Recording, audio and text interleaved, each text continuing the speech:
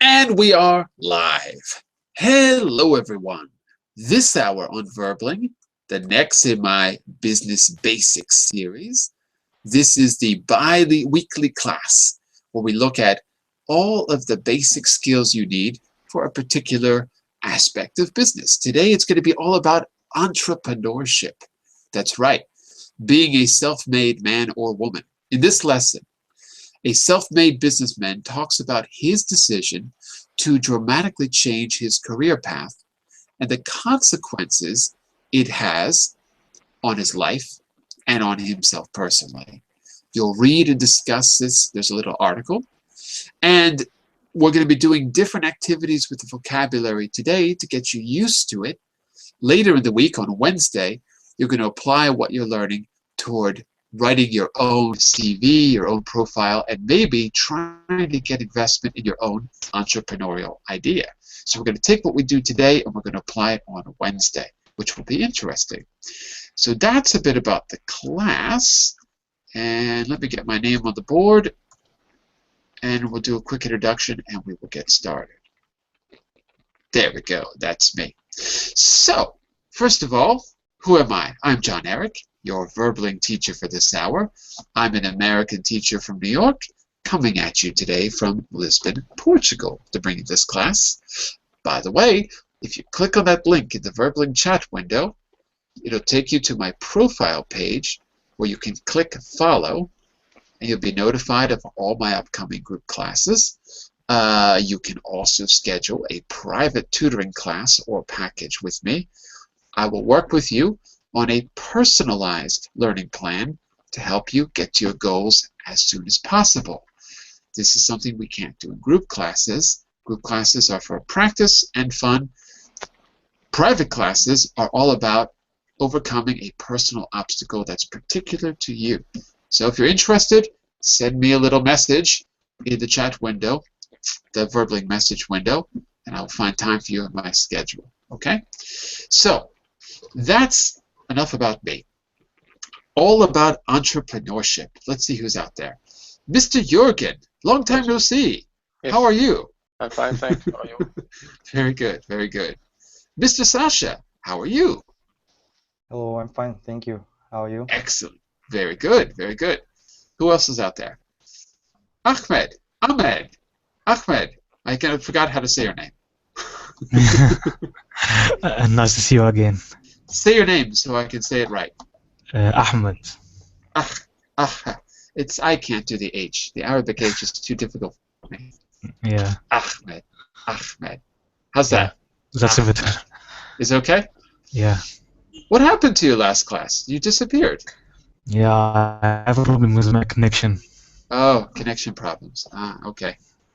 Yes, I think we should stop using Verbling Hangouts, but unfortunately, Verbling doesn't agree with me. I think we should use something else because Hangout seems to present problems. For me, too. Who else is out there? Mr. Jose, are you still awesome? Yes, Good. I'm still awesome. Jose, you should come to class every day singing the awesome song from the Lego movie. That's my suggestion for you. Okay. Did you see the Lego movie? No. Oh my God! You didn't see the Lego movie? Sylvia, can you sing the awesome song for Jose so he knows how it goes?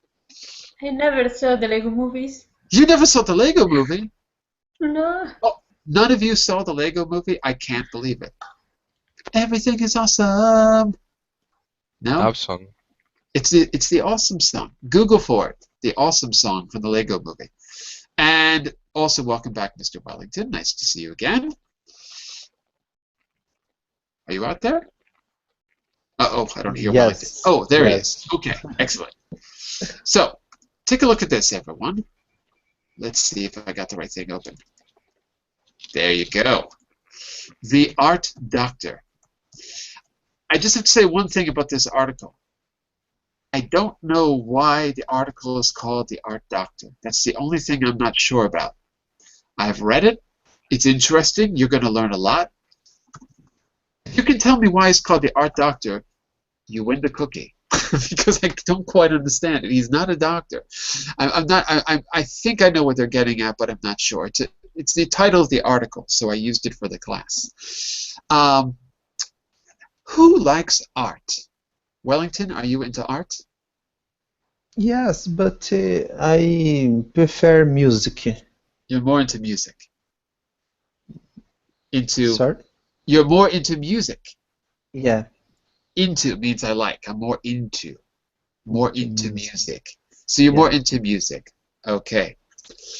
Like the classic Brazilian tropicalismo, the sounds of the 70s. There was nothing like it. Not before and not after. Nothing like it. You know who's going to be here in Portugal? Let's see. In Lisbon, I think it's next week or in 2 weeks. It's going to be Gilberto Gil and Caetano Veloso are doing a concert together in 2 Yes. weeks. Yeah. They're not young. You see? It's in 2 weeks from now. I'd like to go.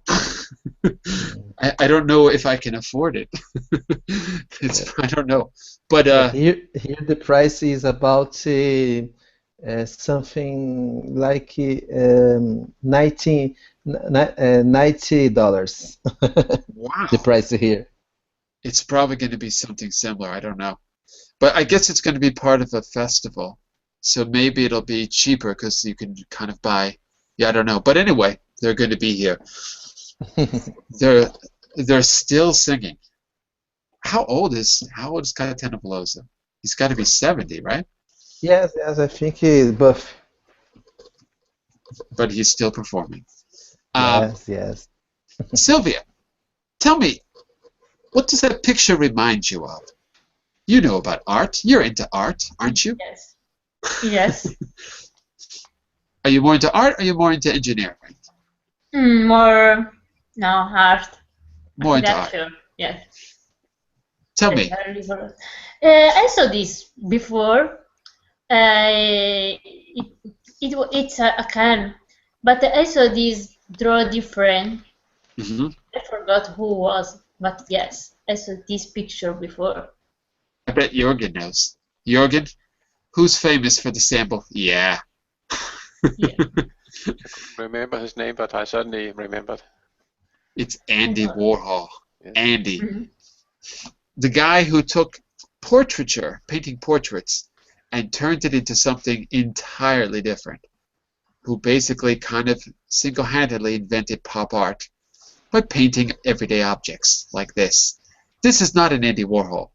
This is my cheap imitation of an Andy Warhol. But anyway, there you go. Well, it's actually my wife's cheap imitation of an Andy Warhol because she's the one who does the pictures, not me. But there you go. So what I'm going to do is I'm going to have you work a little bit on vocabulary. First, forget that introduction. I want you to take a look at that thing in the middle. That's called a word cloud. Okay? The article has been made into what is called a word cloud. The bigger the word, the more often it appears. So, looking at the size of the words, you have to give me kind of a summary of what you think the article is going to be about before you read the introduction. So, Ahmed, looking at that word cloud, I want you to make an educated guess about what you think the article will be about. Look how big the word Mitchell is. Look how small the word doctor is. So it gives you an idea of what the topics are. What do you think the article is going to be about, Ahmed? I think it will be about business. It'll be about business, for sure. Wha- What else? See if you can kind of put together a storyline based on the big words. Mhm.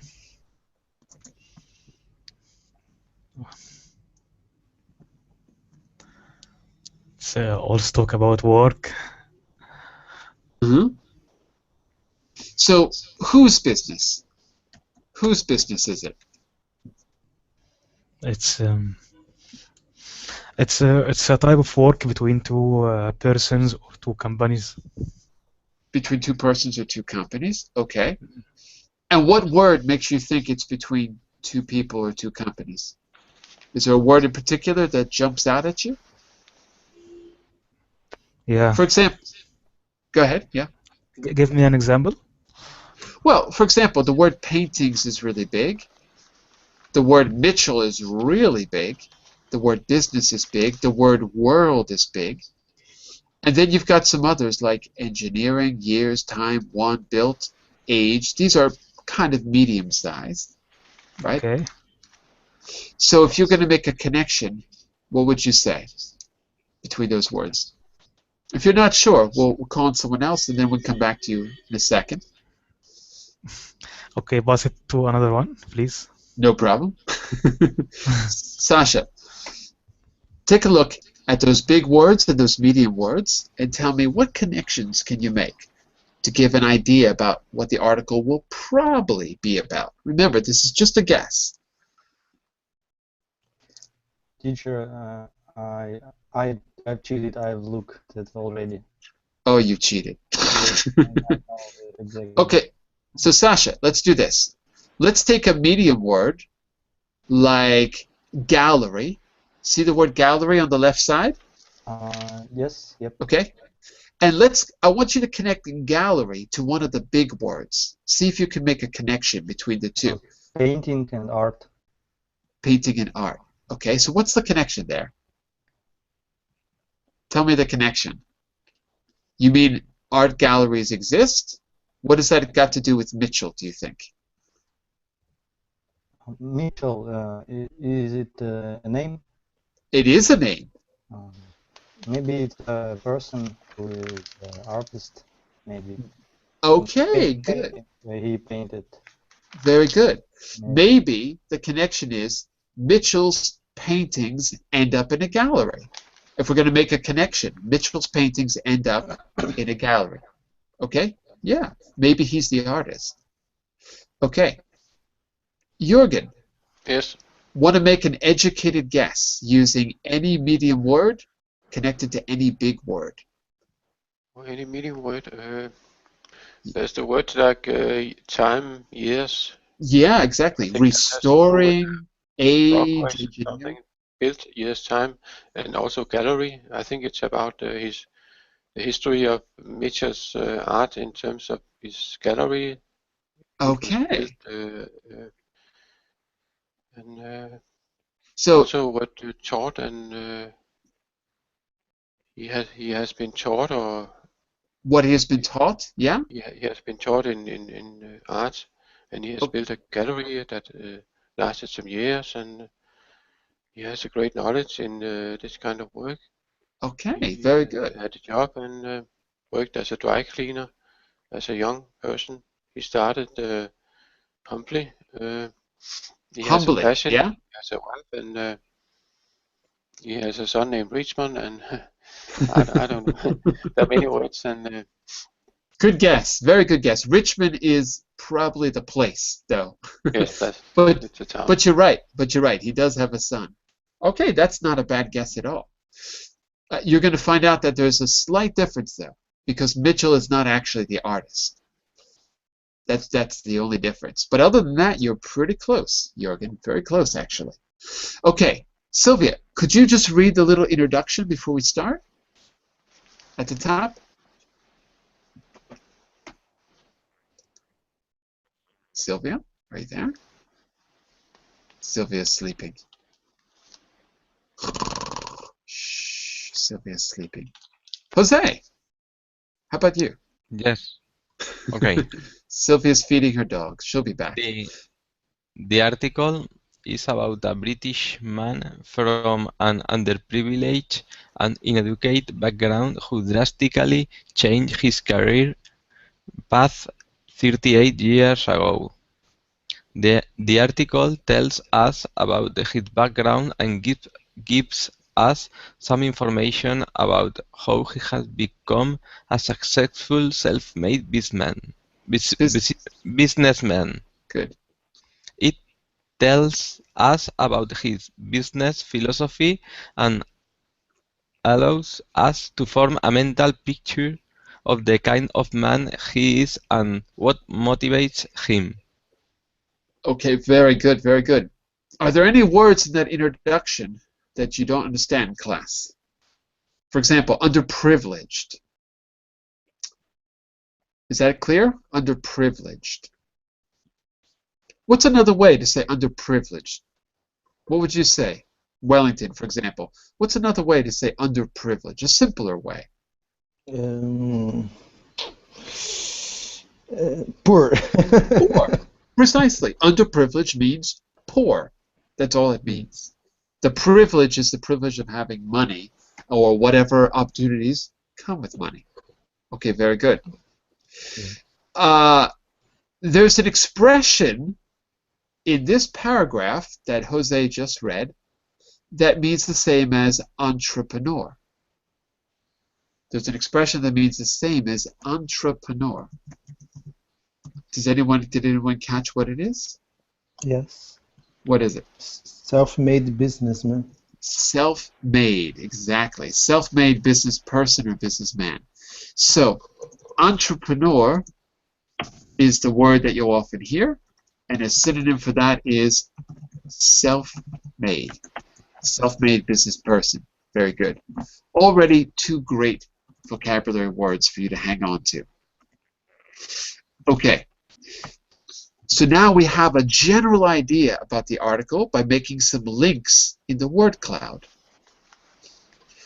I'm going to ask you to spend just 2 minutes, that's all, skimming through the article just to get some practice getting a quick overview.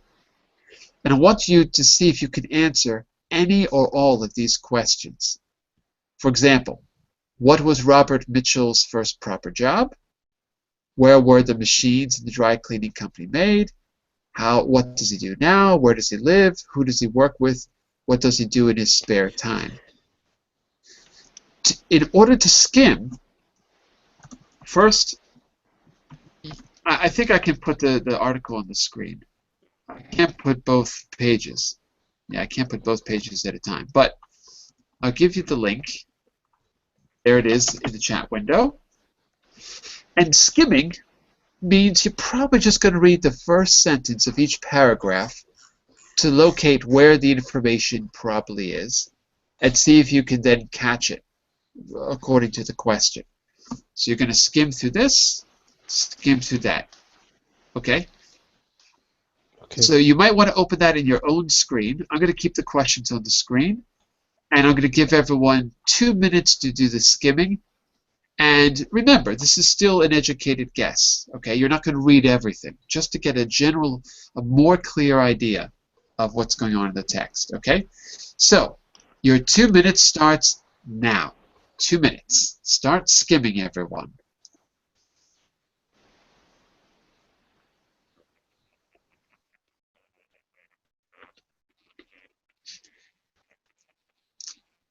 Hello, Kadir. We're skimming through the text to answer these questions on the screen. Okay? Okay. So you might want to open the link in your window and look at the next 2 slides to see if you can find the answers to some of those questions.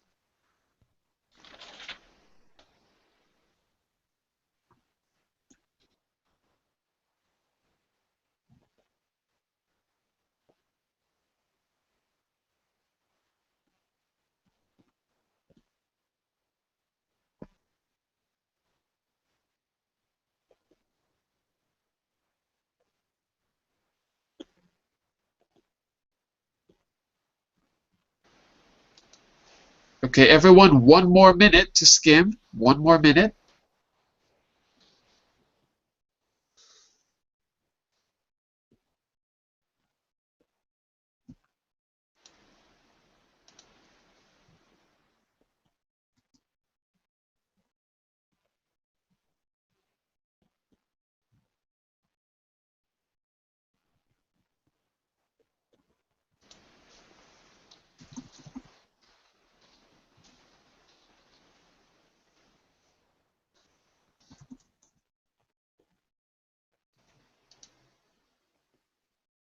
Okay, about 20 seconds left.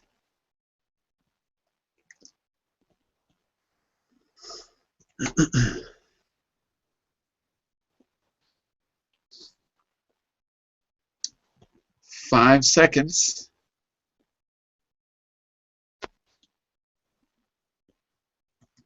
Okay. So, let's see how well you were able to skim. Okay?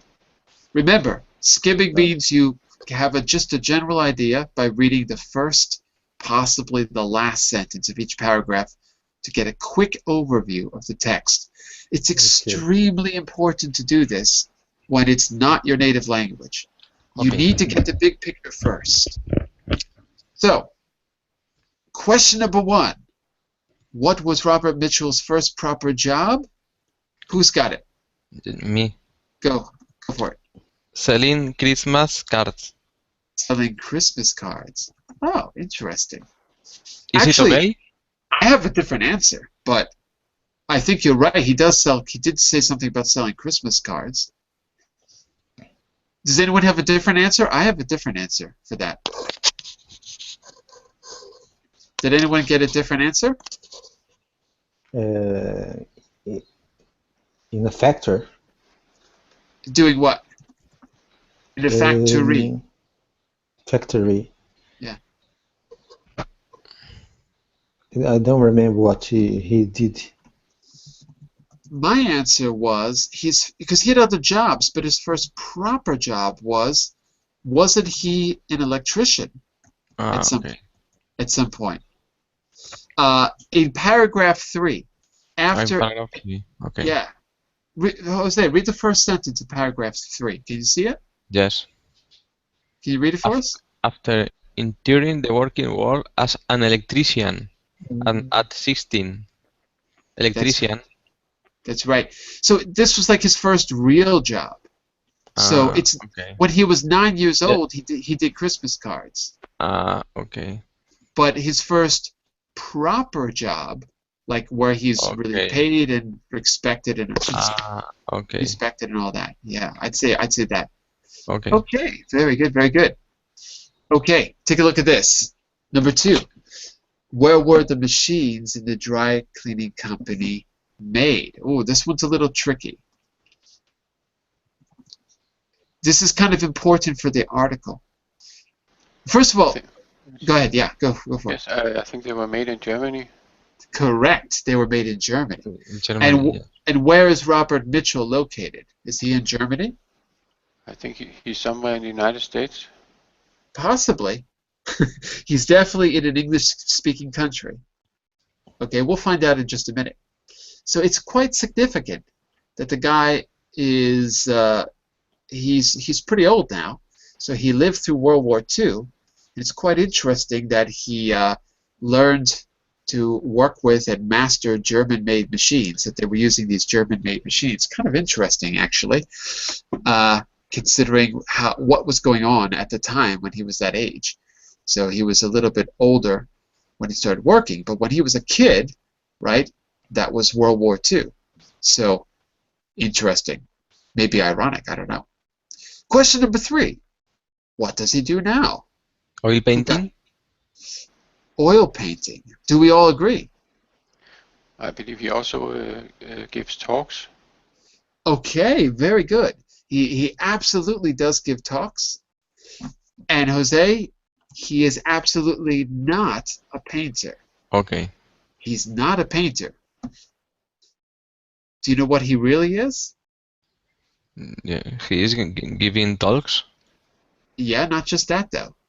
He's an oil painting conservator. Okay. So he's Oil not the painting actual conservator. painter. He's the conservator. So he's someone that restores and conserves paintings. Okay. And we'll see how he made the leap to his new job in just a minute. Where does he live now? Did anyone catch that? In Cherstay? Where? Cherstay. Where is that? I don't know. I read Cherstay. What country is he in? I don't know. I don't remember the exact part of the text where I saw it. Let me see if I can find it. Did anyone catch what country he's in? The last sentence into the paragraph 1, 2, 3, 4, 5, 6, 7, 8. Yeah. Conservation Studio in nearby Chersey. Okay. Well, Chersey. I don't even know how to say that. Yeah, Chersey, I guess. I don't know. So it's actually a little earlier in that sentence, paragraph 8, Jose.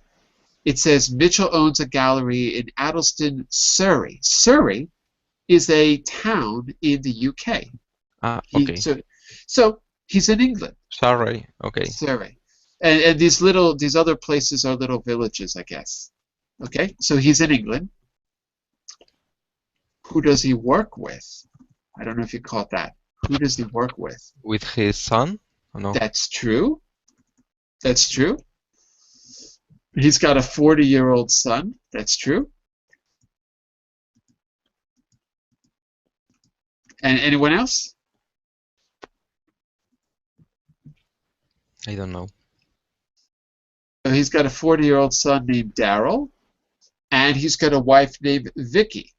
So this was in paragraph 8 as well, at the end of paragraph 8. So he works with his family, basically. He works with Daryl and Vicky, his son and his wife. Okay? And the last skimming question is, what does he do in his spare time? And actually, we already said it earlier, I think. Restoring painting? No, that's his job. That's his full-time job. Okay. Did anyone catch his hobby? Maybe it's not obvious. He's a coach. Yeah, he's a football coach, or not a coach. Yeah, football coach. Yeah. Not a professional coach, but some kind of maybe for kids or something like that. Okay, very good, very good. That's it. Question? Yes. Okay. No. Okay. Okay. In the spare time, I think it is a fascinating speaker, no? Well, Yeah, but that's part of his job. That's Yeah. true.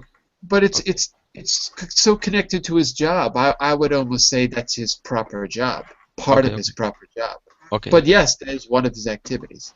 So that's what Jürgen mentioned earlier. Okay, listen, everyone. I want us to read through this. I wanted us to read through this kind of quickly, and then make sure that all the vocabulary is clear. And we're going to discuss it. We're going to discuss the idea of being a self-made man or an entrepreneur, and what we think about his decisions. I've also got some vocabulary words for you to work on. I've got 2 activities. If we don't get to the activities in class, I'll ask you to try them for homework. But what you're going to do is you're going to learn to take a text like this and use it in a way that will be helpful for you personally. So we're going to create what we call word wheels. You'll see what those are in just a second. And then mostly I'd like to talk about entrepreneurship and what you think about his decision. Okay? So let's read through it for real, find out the details, and see what we think about Robert Mitchell's decision. Okay? So, Jürgen, can you start us off with the first 2 paragraphs? Yes. Robert Mitchell was an ideas man from a young age. He remembers his first business at the age of 9. I cut out old Christmas cards, stuck them on cardboard with small calendars, and tied on ribbons. I sold them for 6 pence outside the Watney brewery down the road. Born in Richmond in southeast England in 1941, Mitchell says his family was as poor as church mice because his father did not return home after the Second World War. Education at that time was very bad, according to Mitchell, so he largely taught himself and had to grow up quickly. Okay, so we can see here, if you were skimming the way I was suggesting, you'd see that he was from England. Maybe not, we don't know that he's living there now, but you see that he was born there. And also, we find out something about his character. What do you think that means, an ideas man? It's kind of a weird expression, isn't it, Jorgen? What's an ideas man? I believe it. He's inventive. He has many ideas. Inventive and creative. Yeah, good. Ideas man. An inventive person. Absolutely. An inventive person. Okay. And we can see also that he's underprivileged because he grew up without a father. So in 1941, the 1940s, it was probably not easy to go through life without both parents because women, well, were they working? You know, in America, there was a drive for women to work during the war, and then afterwards, there was a drive to put them back in the kitchen.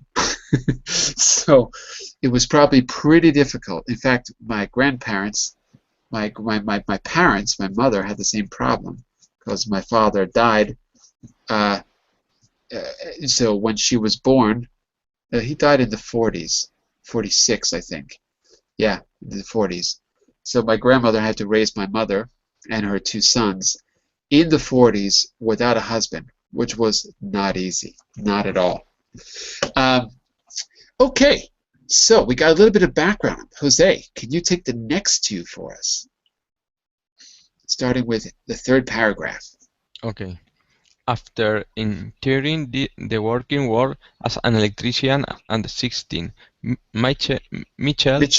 Mitchell went into dry cleaning engineering at the age of 18. By 21, he had worked his way up to becoming the foreman of a factory in Richmond. As a wove perma engineer, he gained a wide knowledge of the German machines used there, which he describes as beautiful design and build. One second. So, just fix the pronunciation. Richmond? Richmond, Careful with the R. Not rich, but rich. Richmond, Good. Second word, machines. machines, Good. Good. Not machines, but no, machines. machines. Okay, and the last word is a word which you have difficulty with. So you've got to put this in your notes, Jose, because you always have difficulty with this. The last word is built, Built. because you're always putting the U. But remember, the U is silent in Okay. built. Built. Okay. Built. Okay? Built. Put that in your notes. Okay. Put that in your notes. Okay. Okay, keep going. Fourth paragraph. I write down this word. Yes, write it down. Fourth paragraph, Jose. Keep going. Michelle says, I was in my early 20s when I realized I had a very powerful brain. My man is quite Germanic when it comes to electrical machinery.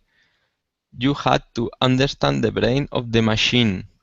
He went on to manage a chain of dry cleaning shops, but it was around this time that his unusual journey from the engineering world to the art world began. Unusual. Unusual. Good. Unusual. Okay.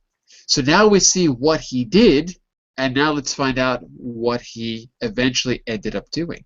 So Kadir, can you take the next two? Yes. Go for it. He was asked, right? That's right. Yes, okay. He was asked to create a vacuum surface for a work colleague who wanted to bond a picture onto a new canvas. Mitchell built him a vacuum conservation hot table using German technology and parts. By doing so, three career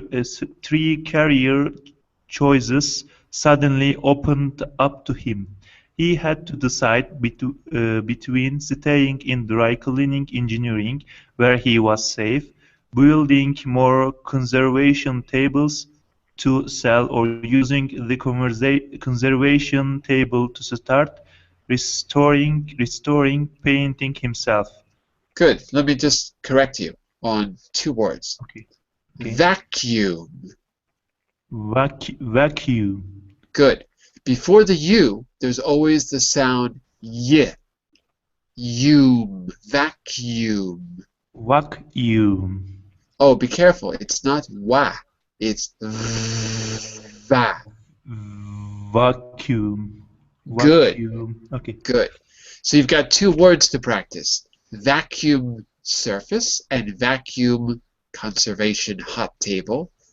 You've got these vacuum words. So say, create a vacuum surface. Okay. Repeat after me. Create a vacuum surface.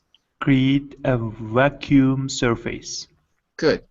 And built, that's the other word. Built. Say that for me. Built.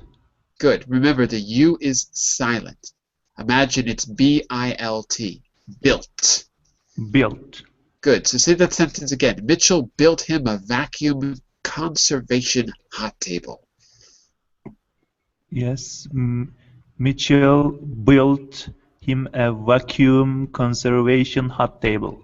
Good, except I'm hearing built. Built. Like a Get rid of the Say ill. Ill. Built. Say this. Ill. Ill. Bill. Bill. Perfect. Built. Built. Perfect. That was it. So can you hear the difference between built and built? You were adding like an sound. But the second time you got it right. Okay, keep going. The next paragraph. Kadir, next Okay. one, the last option. The last option was by far the most difficult route Mitchell could have chosen, and it was the one he took. I left my job as general manager with 1 month Months. month's salary, 1 conservation table, and 2 contacts in the business. I had a wife and 2 young children to support, so I gave myself 3 years to make it work. What do you think he means by that? I gave it 3 years to make it work. In other words, what did he do, Kadir? Yes, this means I gave myself 3 years to make it work. What does that mean? Actually, he's worked to make this work. He gave 3 years. So he worked about this work 3 years for 3 years. And if it was not successful in 3 years, what would he have done, Kadir? What do you imagine? I'm not sure. Maybe he could be really upset. Yeah. Maybe he could give up because he tried to succeed this job, and he gave 3 years Exactly. for making this. If he was not financially successful in 3 years, he would have given up, for sure. Yes. That's what he's Possible. saying. Yeah. That was the time limit. Because he has a wife and kids, so he has a lot at stake. We have an expression. At stake means how risky something is. Okay, very good. Actually, he must be a really patient boy. Well, 3 years is a long time, actually. So, yes. So I think it does take some patience. But anyway, just to show you that he had a plan of some kind. Although he didn't give himself, he certainly didn't give himself a lot of money. He only had 1 month's salary. He didn't give himself a lot to start with. So, well, anyway. Let's say a quick hello to, looks like Rohan. Hello, Rohan. How are you? Hello, teacher. Thank you. I'm fine. How about you? Pretty good. Where are you from, Rohan? I'm from the Netherlands. From the Netherlands. Yeah. Am I pronouncing your name correctly? Rohan, yes. Rohan. Okay, excellent. Okay, so we're reading and discussing the idea of the self-made business person, the entrepreneur. Yeah. And we've got lots of good vocabulary in this. What we're going to do is we're going to talk about Robert Mitchell as an example of an entrepreneur. And then I've got some activities for you to do today and on Wednesday based on what we're learning. Okay, so we're right in the middle. Follow along, and I'll give you a chance to read as well. Okay, Yeah. Rohan? Thank you. So Wellington, you're the next up. Can you take the next paragraph? Mitchell worked. In the bottom, Okay. second to last. Okay. Let's go. Mitchell worked 7 days a week. It wasn't an easy time, but by the third year, he had built up a healthy business as an old painting conservator. 38 years later, the business is still successful. He has conserved over 6,000 oil paintings. 60,000. 60,000 oil paintings, making him one of the most experienced conservators in the world. Mitchell owns a gallery in Adlestone, Surrey, and a conservation studio in nearby Chertsey. He lives between the two and says he likes to stay within the Mitchell's triangle. Commuting is wasted work time as far as he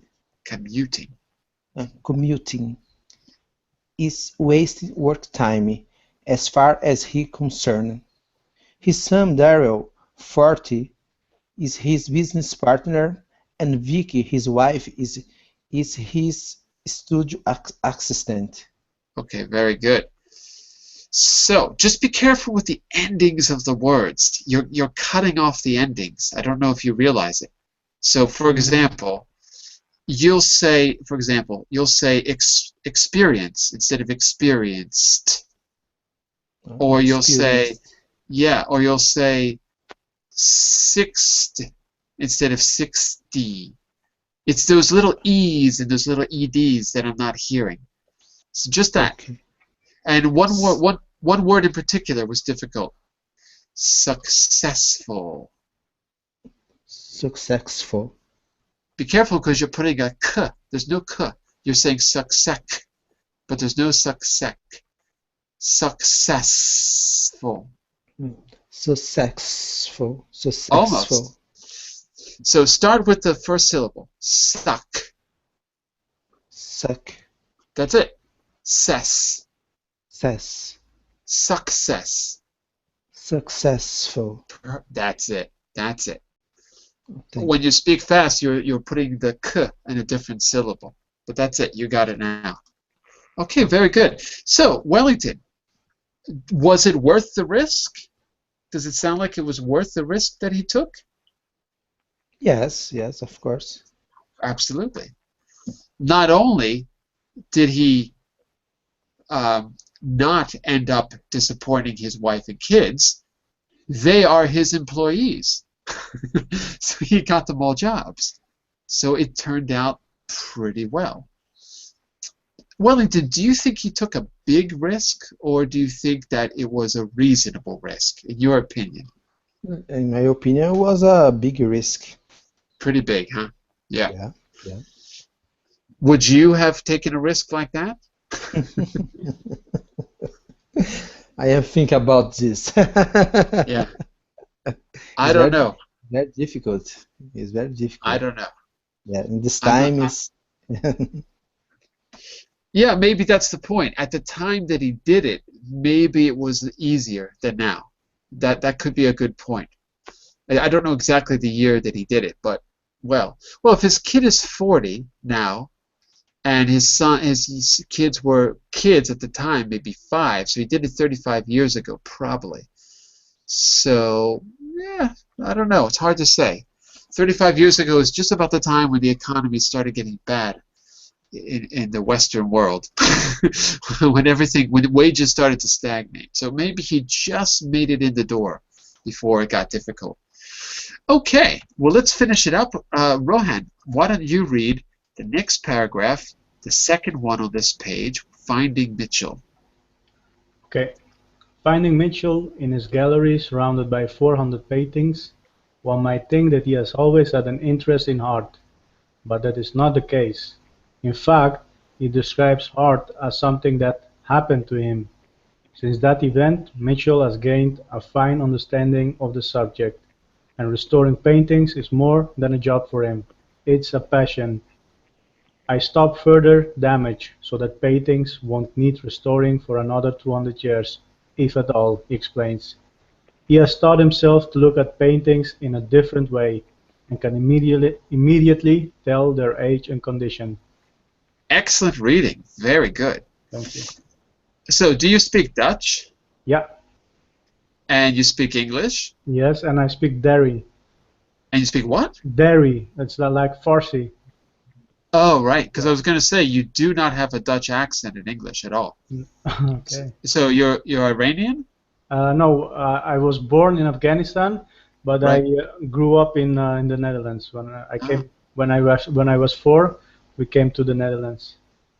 Yeah, because you don't have a typical Dutch accent at all. Okay, You've got some other accent. But anyway, very good reading. Excellent. thank you. And the language is Dari, you said? Yeah, it's almost the same as Farsi, so Right. what the Iranian people speak, but Right. the accent is different. Ah, okay, interesting. I've never heard of that language until now. Dari. Yeah. Now I know. Okay. Excellent. Let me just, well, actually, why don't you take, because these are really short, why don't you take the next 2 short paragraphs, okay? And then we're going to finish up, and we're going to probably just have a discussion about entrepreneurship, and I'll give you some things to work on for Wednesday. So Okay. why don't you continue, Rohan, for the next 2 short paragraphs? Okay. For many years, Mitchell spent his limited spare time working as an EFA, Football Association coach. This experience has helped him in the art world, as he advises a number of artists trying to bring out the best in them in order to improve their skills. Mitchell is the kind of a person who never sits still for long. He likes to help process, develop, and is constantly improving his methods. Processes. Processes. He has branched out to build up a healthy picture frame business. He also provides advice on art to his customers, visiting their homes and advising them on the best places to hang their paintings. Excellent. Okay. And Jürgen, want to finish it up for us? Last 2?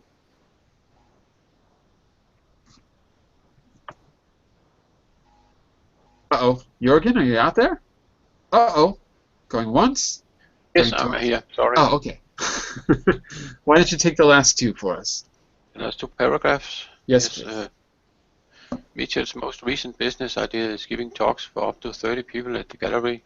He hasn't publicized the talks, but word of mouth has brought a constant stream of interested groups. His knowledge of and passion for art and conservation is immediately evident, making him a fascinating speaker. With no retirement plans on the horizon, Mitchell says, "I always wanted to work for myself and start a business from home." He has also reached his goals. From starting with nothing, Robert Mitchell has built up a small art empire. And there you go. So, what do you think? I've got some, forget about all this for a second. I'll go back to the exercises in a moment. But I've got some discussion questions for you on slide 9. Robert Mitchell decided to make a big career change. Have you made any big changes in your career? First question. Would you consider doing so in the future? Would you consider doing something like Robert Mitchell? What would encourage or discourage you to make a big change? Okay, so I'm just curious what you think. Bye-bye, Wellington. So what about you, Kadir? Are you working or are you studying right now? Yes, actually, I am studying civil engineering. Civil engineering. Okay. Yes. So this question is not relevant for you because you have not started your career. Actually, I'm really interested in entrepreneurship because nowadays I try to be a member of Entrepreneurship Foundation in Turkey, And Right. if I can be member of this foundation, I will meet most of manager in Turkey, really a good manager, and probably maybe my life will change. I don't know. Yes, Very actually, interesting. this is really a good step for me. And So, would you do something risky like he did? I mean, okay, obviously he went from nothing, you know, to creating his own business.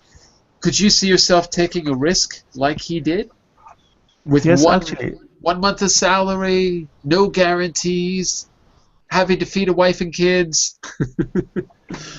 yes, actually, entrepreneur can take reasonable risks in their life, Mhm. because if you want to be successful person, I think you must take a risk, but reasonable risk. Do you think that his risk was a reasonable risk? Or do you think he was, I don't know. Do you think it was, I'm just curious, actually, all of you, I'm just curious. Do you think that his risk was reasonable? Reasonable, Yeah, maybe sensitive, Sens sensible, sensible.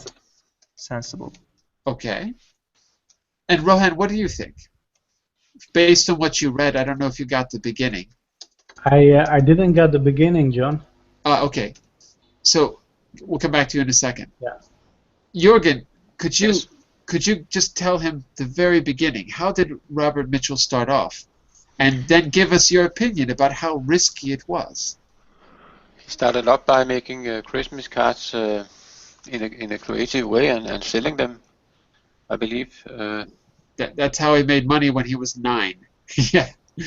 So that's a pretty humble beginning.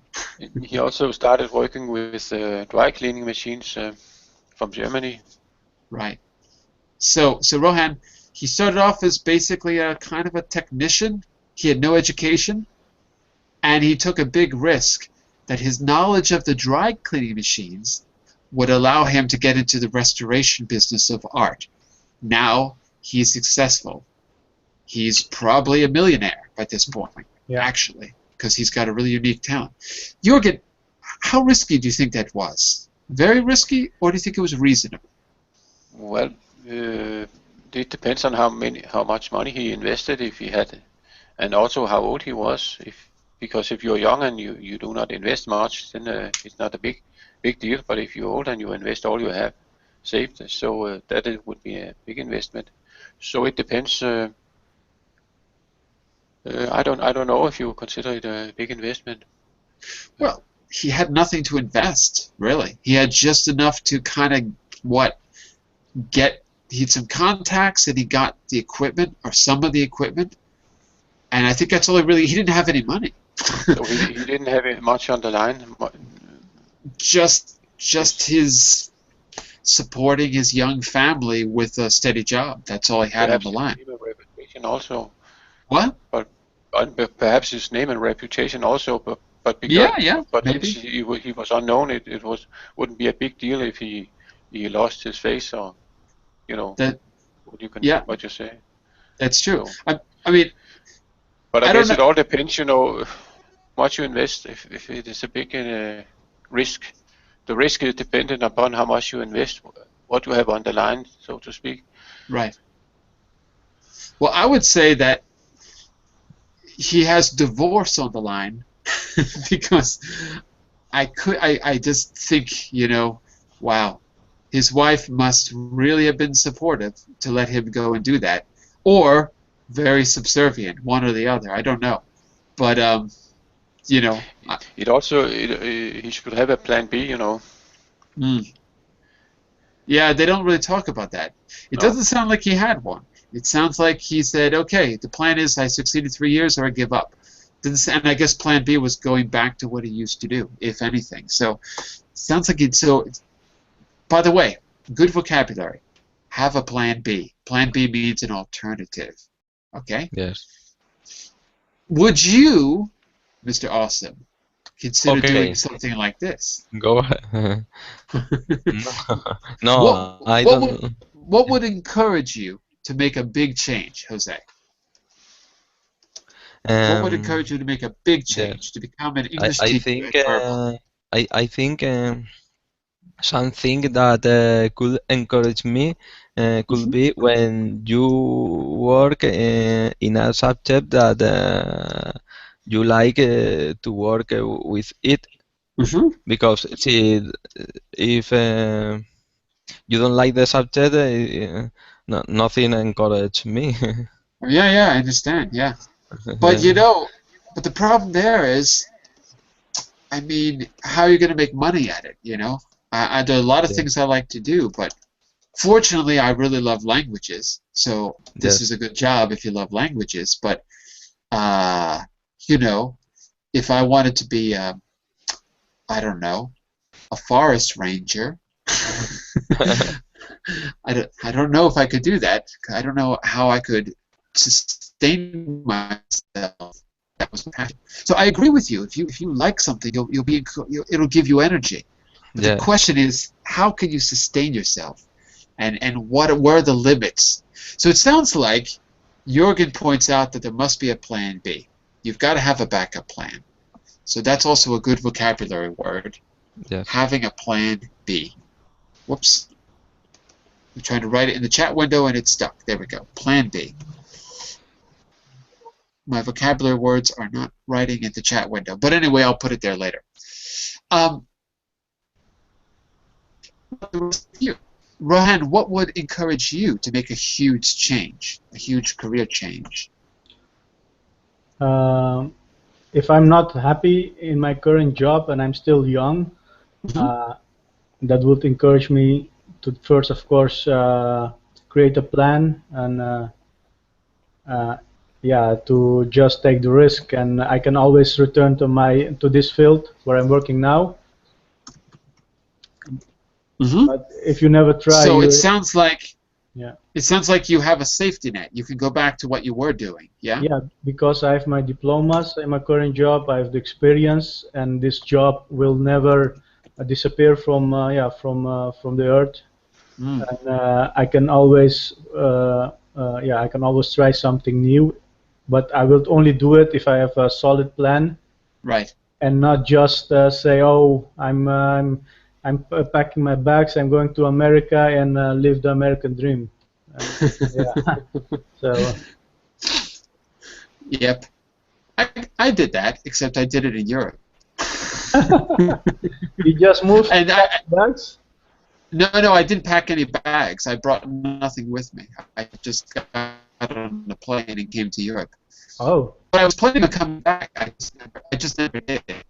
Yeah. But yeah, it was pretty rough because I left all my stuff and then I didn't return. Now it's gone. Everything I own is gone.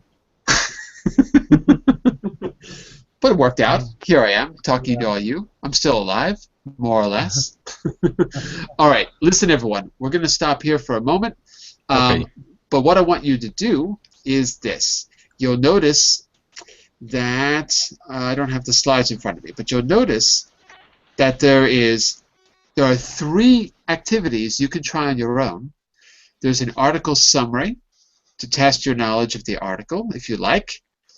But more importantly, exercise 4 is vocabulary, what we call word wheels. What I want you to do is print out that page and see if you can fill in the vocabulary that describes jobs, positions, and any other career words that you think would fit in the first word wheel, and ways of describing people on the second word wheel.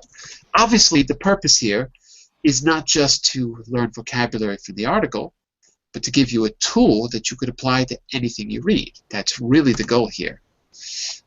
There's also another activity, exercise 5, you could try on your own, where you write out the questions you would need to obtain the information in Robert Mitchell's CV. So just writing out the questions is a good start. In turn, we can try to work out our own CVs based on the questions you come up with. Okay?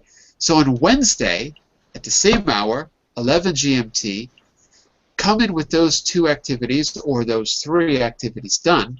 We'll start there. We're going to work on CVs. We're going to work on maybe presenting, trying to get some entrepreneurial idea as well, and what be okay. Any questions, send me a message to the message window. Okay? Okay. That- Okay. okay, that's it for now. I'll be back for 2 hours tomorrow from 10 to 12 GMT for speaking skills and fluency fundamentals. Bye for now, everyone. Thank you. Bye-bye. Bye bye. Bye. See you soon. Bye bye.